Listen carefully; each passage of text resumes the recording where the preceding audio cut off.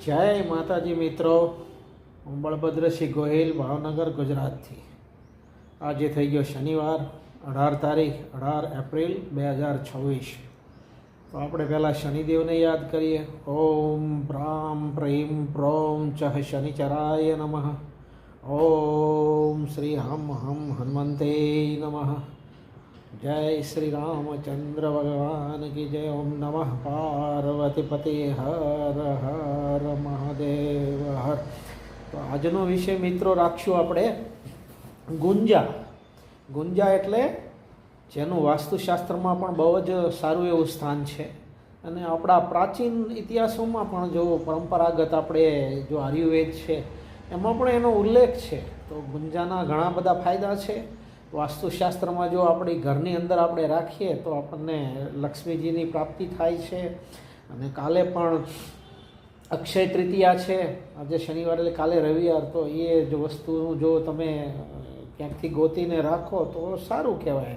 માણસો અક્ષય તૃતીયામાં તમે જુઓ તો અત્યારે ખરીદીમાં સોનું ઉત્તમ કહેવાય, પણ અત્યારે સોનું બહુ કોસ્ટલી છે, બધા ન ખરીદી શકે. તો ચાંદી પણ ખરીદી શકાય, ચાંદી પણ સારી છે, જેથી લક્ષ્મીજી ઘણા ખુશ થાય છે અને ધનધાન્ય વધે છે.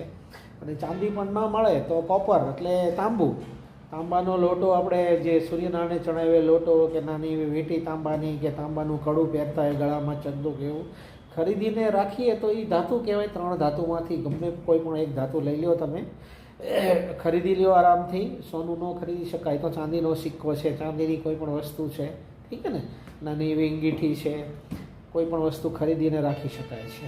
તો આપણે અત્યારે તો આજ તો આ મુદ્દા ઉપર જઈએ હતા ગુંજા ઉપર. તો ગુંજા એટલે વાસ્તુશાસ્ત્રમાં પણ બહુ સરસ મજાનું એનું તમને ઉલ્લેખ કરેલો છે, અને ઘણી પ્રગતિ થાય છે એનું જો સેવન કરવામાં આવે અને એને સાચવવામાં આવે, ઘરની અંદર રાખવામાં આવે.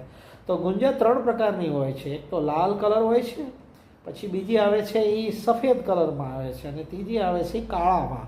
થોડીક અમુક પાકે નહીં તો વધારે તડકો હોય ને એવા એરિયામાં કાળી થાય, જમીન પ્રમાણે હોય. જમીનનું ક્ષેત્રફળ આપણું કેવું છે, ક્યાંક ક્યાંક લાલ જોવા મળે, ક્યાંક સફેદ પણ જોવા મળે, અને ક્યાંક કાળી પણ જોવા મળે છે, ઠીક છે ને.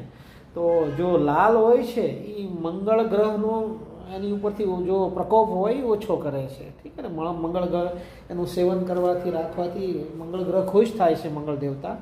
અને જે સફેદ છે એને રાખવાથી ચંદ્ર દેવતા આપણા બહુ શીતળતા આપણને આપે છે અને ખુશ થાય છે, અને આપણથી પ્રફુલ્લિત રહે છે ચંદ્રદેવ, ઠીક છે ને.